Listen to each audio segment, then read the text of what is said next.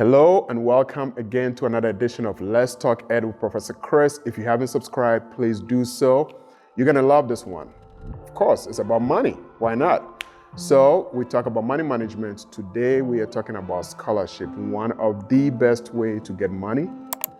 I missed out on that opportunity, so I'm here to help you find all the resources, all the strategies you need to get money. With me today is a very special guest, Miss Maya from Scholarships. Yes. Hi, Maya. Hey. How are you doing? I'm good. How are you? Good. How much money did you bring with you today?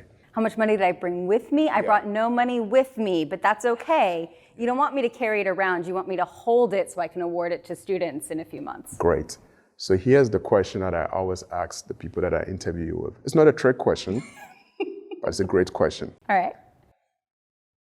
Tell us a little bit about your career path.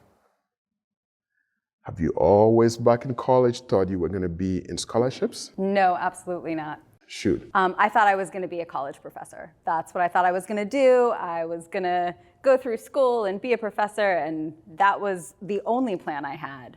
I went to graduate school, and I very quickly realized that what I wanted to do was to do what I really wanted. It was going to be 10 years away of doing lots of things I didn't want to do in between.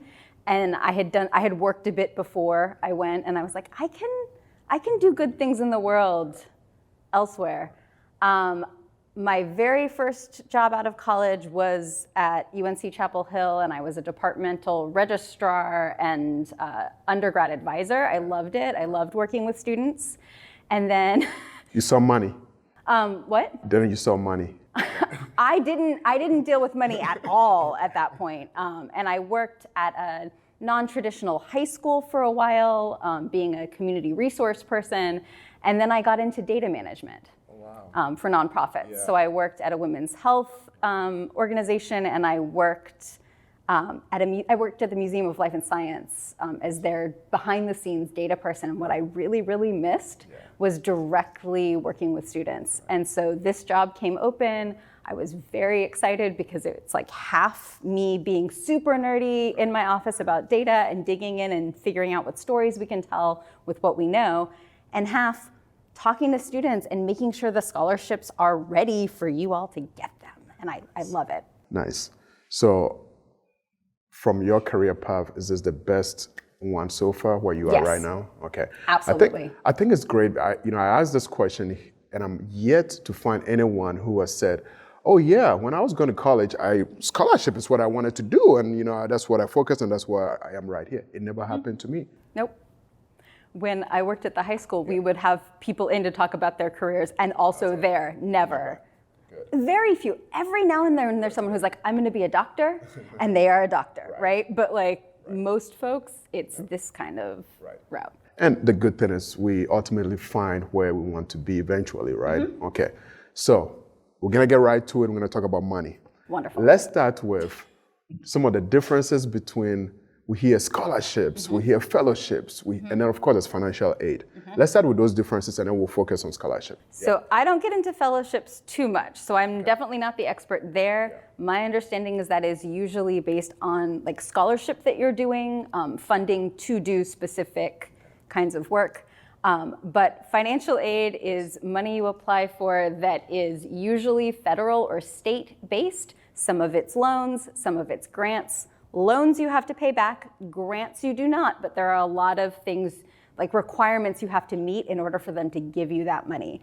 And then scholarships are free money for school. Scholarships are money that comes not from the state or from the federal government, but from community-based donors and community-based individual donors, organizations that care about students, want to be involved, and want to fund them. With our individuals, it's usually someone who has a particular area they really care about, and they want to see students succeed, and they want to give money in that way. With our corporations and organizations, it's usually businesses who want students to graduate so they can hire them. Interesting. So they want to provide scholarships because they want that to go faster for students so they can get the skills that these employers want. Okay. I'm going to ask the same question again, even though you've talked about it, but it was kind of in the framework of what is this, what is this, what is this? Specifically with scholarship, what are the different types of scholarships? Okay, so. Sorry, I have to make you repeat yourself again. No, I don't mind at all. So for the Wake Tech Foundation, which are the scholarships that I manage, our scholarships, all of them only need one application. So when I start talking about all the different things, don't get overwhelmed because they are, a lot of times students will go, oh, that's too many, I can't even wade through it. They don't have to. But all of our scholarships have different criteria. They are based on what the donor wants for that money. We have scholarships that based on academic merit, so how well students are doing here at Wake Tech, based on financial needs, so where do they fall, what do they need, what gaps can we fill, and then some that are based on your students' program of study or their division. Those often tend to be ones that come from companies that really want to hire those students, and then ones that are really kind of a hodgepodge of those different things. We have a scholarship that is for women who are older than 35, who are coming back to school and live in Wake County, right? So there are scholarships, pretty much every student qualifies for at least one. I have a couple right now where the qualification literally is exists at Wake Tech, is qualified to be considered for this scholarship, and then some that are so specific that it's really a very small number of students that qualify. Great. Are there any scholarships for professors who? Unfortunately, no staff can get scholarships at this time. We have other opportunities through the foundation for staff who are studying. Great. Let's talk about eligibility. Yeah. What does a student need to qualify for? And you could pick which one, and maybe they are different. But what does a student need to just? So in order to qualify, there's a couple of really basic things. One, you need to be studying in a curriculum program, so not a continuing ed program. That's who these scholarships are for. There are scholarships for continuing ed students. They are just handled differently. Okay. So that's number one. Number two, most of our scholarships, and this is new this year, the minimum number of credits that you need to be enrolled in the semesters when you're awarded is now just 3. It used to be 6, it's now 3. We have about 10 different scholarships where it's still 6, but that's a level we looked into and we decided to change. We wanted to make them more open. Most awards are looking for at least a 2.0 GPA, but that is not universal. So if your GPA is a little lower, we still encourage students to apply. Really? If they fit a criteria where we don't have enough applicants, we might consider someone below a 2.0. 2.0 and up, you could get a scholarship. I honestly thought your GPA has to be like a 3.5 or a 4.0 to get scholarship, but that's not the case. 2.0, just keep that in mind. Absolutely, and it's based on your spring semester final GPA at Wake Tech. So if you think you're on the cusp of it, students who are like, but I'm doing really well right now, and I think my GPA is gonna go up, it's worth their time to apply. And then you have to be at Wake Tech in the semesters that we award them. So we don't give you money to take to NC State. If you're applying in our application cycle, which is going on from March 1st through April 30th, it's for the next fall and spring semester. So you'd have to be planning to be at Wake Tech either in that fall semester or that spring semester. Okay. Since we're talking, you already started talking timelines. Let's go back to the timeline. Yeah. When are the scholarships available? When should students apply? When do they hear back? And then we'll get into the process. Let's start with some of the timelines. Yeah, absolutely. So every single year we keep it the same. We want it easy to remember. So if March 1st is a Sunday, that's when scholarships open, and they are open all the way through April 30th. And that official deadline that the system just shuts down in terms of accepting applications is 11:59 p.m. on April 30th. If the clock clicks over to midnight as you're pressing the submit button, it will say no. I always tell students, make your own deadline like April 28th, and then you don't have any worries. I need you to do that here for me, please. The deadlines again. Yes. Yes. So the official scholarship deadline is April 30th at 11:59 p.m. If the clock clicks over to midnight as you're pressing the button, the system will not accept your application. I really suggest that students give themselves a deadline of about April 28th. That means you don't have to worry, you don't have to hit up against a deadline. And if they encounter any kind of error message, it's an online system, things happen, right? If you need help troubleshooting something, I will help you.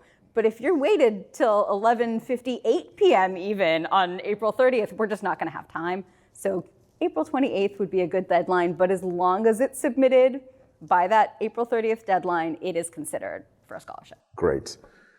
Now let's talk about the liquid money. Money. Let's talk about that. Yeah. Let's start with, what is the smallest scholarship you could get? And what is the largest scholarship you could get? All right. So I'm going to give you a little bit of a caveat on the smallest scholarship. We have been doing this for a long time. Some scholarships were established many, many years ago when it cost even less than it does now to go to Wake Tech. So we have a couple of scholarships that are small potatoes, like $800. That's not small still. Wow. But most of them are at least $1,000. We are encouraging all of our new current donors to do more than that. That's where we're at right now. Our largest scholarship award, it varies slightly year to year, but it was $6,000 last year. Wow. When I applied for a scholarship, I kind of had a two-part question here, but let's start with the first one. And I get the scholarship. Am I going to expect you to give me, let's say it's the $1,000. Is this a one-time $1,000 and I have to apply again, or is it a one-time $1,000 for 2 semesters, or what? Yes. Most of our scholarships are one academic year. So you are awarded a scholarship, right. You get some of your money, we split it evenly. So if you got a $2,000 scholarship, you would see $1,000 in your student account for fall and $1,000 in your student account for spring, and then you would need to apply again if you need money the following year. Okay, that's great. So a student applies. Okay, now let's get to the process. Yeah. How many students do you think are applying for these scholarships, and how many actually get them? So it varies year to year in terms of how many students apply and how many scholarships we have. Right. We keep it open for our donors to make final decisions through about early May. So I won't even know, even if I looked at my list right now, there may be 1 or 2 that sneak in there by mid-May. But the last couple of years, we've awarded scholarships to about 300 students, and we have over 100 different scholarships. Then some of those give multiple awards, so that's about 300, which is looking like somewhere around $500,000 on the table for students this year, which is really lovely. And then it also varies year to year how many students apply. I have been doing this since 2018. I've seen as few as 700, which means your chances are really good. And as many as almost 1,200. 2020, we had just opened the applications when everybody went home for COVID, and we got so many more applications than I've ever seen before. Last year, we were just shy of 1,000. So somewhere in the neighborhood of like 25% to 35% of students receive awards. This year, so far, the early applications have been higher than what I recall in the past, but most of our applications usually get submitted in the last 2 days of the application period. Students wait. I get nervous that we're not going to have enough, and then we get 500 applications on one day. Okay. And the reason I actually also asked this question is because if I apply for a scholarship and I get it this year, but do you all keep the pool of those that applied? And I'm trying to see if I should be encouraging students to keep applying, or to say, well, you got one this year. No, Okay. keep applying. Keep applying. Keep applying. We are going to consider each year on its own merits. So if you don't get an award, keep applying. Different things things will change. There might be a scholarship that wasn't available last year that you are the perfect candidate for this year, and you won't know that unless you apply. And don't get too discouraged. I often have students who say, oh, I applied last year as I was coming into Wake Tech. I wasn't a Wake Tech student yet. Incoming students can apply as well as current students, but they have fewer opportunities than current students. So I don't want students to be discouraged. So keep applying. Yes, keep applying. Great. How can a student, what is the dumbest thing a student could do to lose their scholarship? And the reason I ask this is because you just say if they get like $2,000, right? You're gonna give it $1,000 one semester and then $1,000 the other semester. What can a student do for you to say, you know what, sorry, you got this money, but I'm not gonna give it to you? So usually that is not a decision I am making. Usually that is more like, you didn't come to Wake Tech. I can't give you money if you are not enrolled. Good. Or something happened and Wake Tech took steps to remove you from campus, right? But that wouldn't necessarily be my decision. The other, and I'm gonna give a little plug here for students because we automatically split it between semesters. I've got 300 students I'm awarding. I don't know what all of their plans are. But we don't want you to miss out. We don't want students to miss out on their money if they're going to be here in the fall but not here in the spring. So a student who is graduating in the fall or knows that they're going to transfer after the fall, if they get an award, they should contact me and tell me that, and then I will give them all $2,000 in the fall. Oh wow, okay. I don't want them to miss out on that other money. You are just so nice. They earned it. We just don't know their plans. I have no way of knowing. So many students take multiple things before they move on. I can't even look at how many classes you have to figure out any of that. So it's really about communication. In addition, sometimes we'll have students who are done with all these prerequisites for another Wake Tech program in the fall and there's nothing for them to take, but they're starting a nursing program or a dental hygiene program or some other program in the spring. Same thing. Contact me, tell me that. Hold your full scholarship for spring. So. Great. So I believe part of the requirement for a scholarship is to write an essay. Is that, and in that essay, you're actually saying what you need the money for. Is that correct? That is part of the essay. Do you want me to see if I can do the prompt off the top of my head? Yes. All right. So first thing. I will tell you the three parts of it. I'm not going to get the exact wording right. So how will receiving the scholarship help you? So we want to know from students, if you got this money next academic year, what's going to be different for you than if you do not?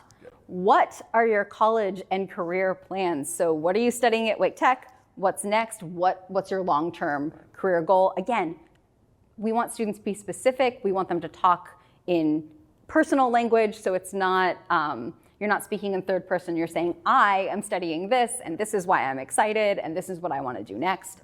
And then we ask them, how will they give back to the college and community? And that's talking about community involvement, community service, volunteering, and that can be service they've done in the past, service right now, or things they want to do in the future when they're not in school full-time, working full-time, taking care of family, and don't have time to do that sort of thing. All right. Now let's talk about your process, how you pick who gets a scholarship. Let's say you have 100 applicants. How do you decide on who's you pick? So remember how I told you half my job is being really nerdy with data? I get really nerdy in Excel spreadsheets before we start awarding. So what happens is that we sort of split our scholarship awards into scholarships that look at financial need and scholarships that do not. And the ones that are looking at program of study may be in either category, but they're either we need to take need into consideration, or we do not. And we do application scoring, and we come up with two numbers, and one is for those need numbers and one are for the merit numbers. And depending on whether or not a scholarship looks at need is which of those numbers I'm going to use to rank students within that applicant pool.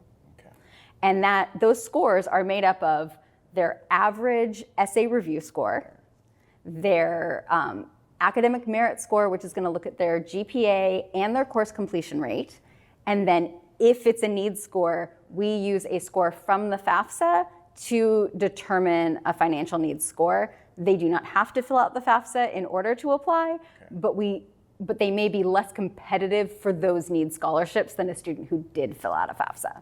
And then I pull up the top scholarship with the most money to award, rank those students based on that scoring, and pick the top one or however many that scholarship awards, move on to the next highest dollar amount, pick the students who have not yet been awarded a scholarship who are at the top of that list, and work my way all the way down. There's about 130 scholarships, so I'm doing this 130 times this year. And as we get towards the lower dollar amount, I will often award more than one scholarship because those are a little lower, but mostly it's one scholarship per student. Great. Do you ever have money left over? Yes. So I'm going to talk to the camera. Yes. If any of you graduated from a high school in Duplin County, I want you to apply for a scholarship because we have one donor whose money is only for students who graduated from that Duplin County high school, and I am not allowed to give it away unless a student who meets that criteria applies. If that is you, I have money for you, please apply. Great.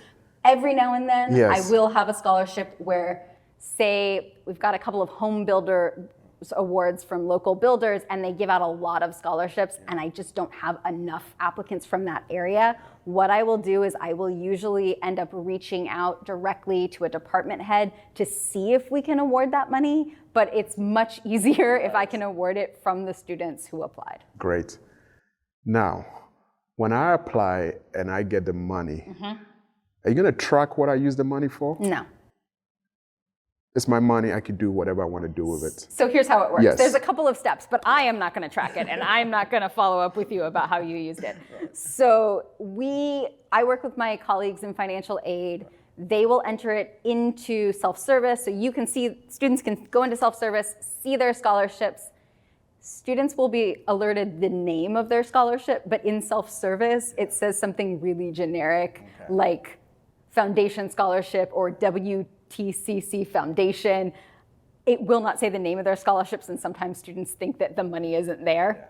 But it'll tell you the amount, and then that is able to be used anywhere you can use student accounts. So pay for classes, pay for books, a couple of other things you're able to pay for. If it is not all used for books and classes, then the financial aid, just like with Pell Grants or other aid, will refund it to you on their refund schedule. So if you don't use it all, it'll come to you in the way that the student specifies, and they may use it for whatever they need. My feeling is any money that they were getting that they didn't expect is going to help them stay in school. If they need to use it for transportation costs, great. If they're using it for food, that's great. Everyone needs to eat. It helps you be a better student. Right. If you're using it for rent, again, all part of what, as a person, you need in order to focus on your studies. That's great. So you did mention financial aid. So I'm trying to kind of help the students get all the money they could get, right? Which one should they apply for first? So I would say you should do both, but the Wake Tech Foundation scholarship has an earlier deadline, so you don't want to miss the deadline. And it takes only about an hour as opposed to filling out a FAFSA, which is like if you filled out a FAFSA, you're going to come to our scholarship application and laugh because it is so much more simple. Okay. But do both if you're able to do both. Okay, right. You're not going to say, oh, you apply for this financial aid, you have money, so I'm not going to give you a scholarship. You nope. don't. Some schools work that way, but we do not. Oh, okay. We are not looking at what else you get. We are looking at what you qualify for in our process. Right. So if a student has a Pell Grant, has scholarships from an outside source, has other sources of money, we're going to be like, great, here's your scholarship on top of that. Maya, this has been great. Is there anything that I've missed? What are some of the questions students have about scholarships that I probably have missed? So, couple of things. Yes.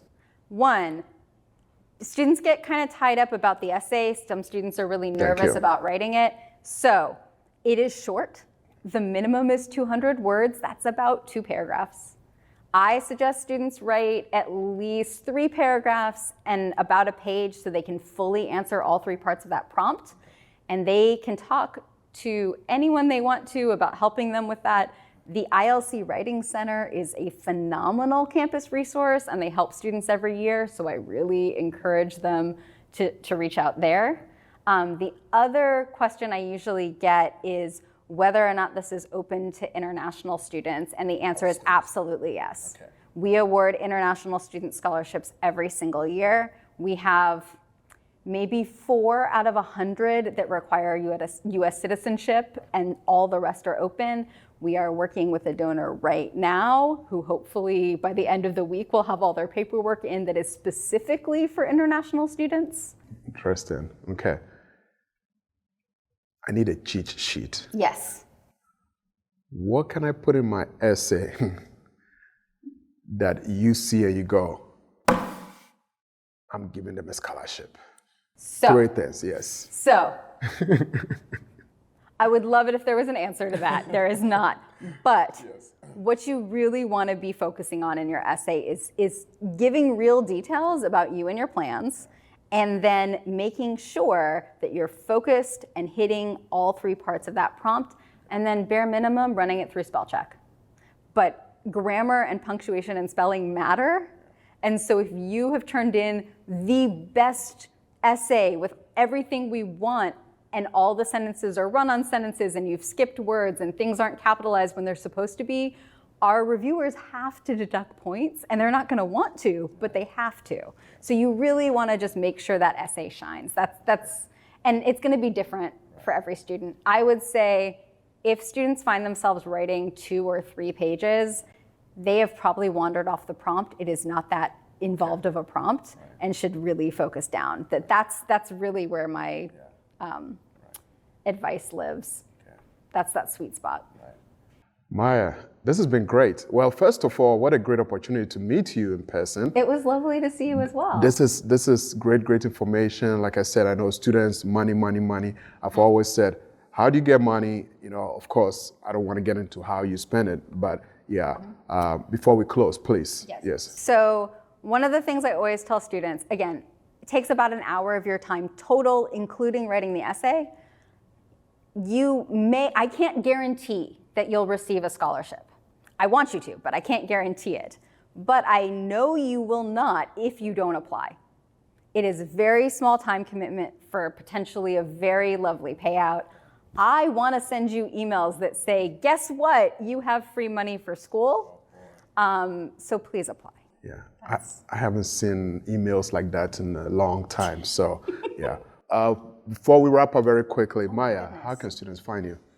Not just how can they find me, but how can they find scholarships? We didn't even tell them where to go. So the website you want is scholarships.waketech.edu. That site has information year-round about applying for scholarships, including FAQs. The essay prompt is posted. All that information is there for you no matter when you go. And then during the application period from March 1st to April 30th, the link to access the scholarship application is at the bottom of the page. And at the very bottom of the page is my contact information. So my email is mfrosman@waketech.edu, but scholarships.waketech.edu is where to go to find all of that. Great. Actually, I had one more question as Let's well. do it. Do you send emails out to students who do not get a scholarship? Yes, we do not want to leave students hanging. Okay. Those decisions are usually made the first week in July. Okay. So students that receive an award will get an email from us, and students who do not will get an email from us at their student email. So they should be checking those in early July. Good. It's a great question. Great. Well, there you have it. Another edition of Let's Talk Ed with Professor Chris. Please do subscribe. It's money, please. Please, I don't know what else to say. Maya, what else can I say? I want to give you money. Apply for scholarships. There you go. Thanks, Maya. You're welcome. I'll do a handshake too. Do a handshake. There you go.